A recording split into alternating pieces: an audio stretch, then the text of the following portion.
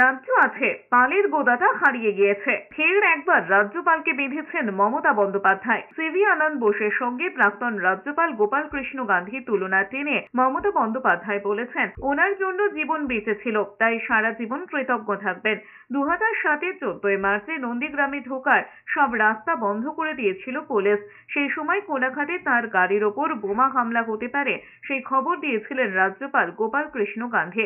তাকে ওই এলাকা থেকে সরে যেতে বলেছিলেন তখনকার রাজ্যপাল গোপাল কৃষ্ণ গান্ধী।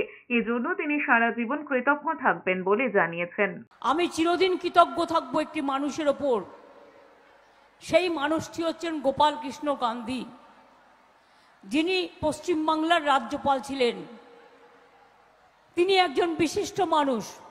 আজকের রাজ্যপালের কথা আমি বলবো না, রাজ্যটা আছে, পালের গোদাটা কোথায় হারিয়ে গেছে।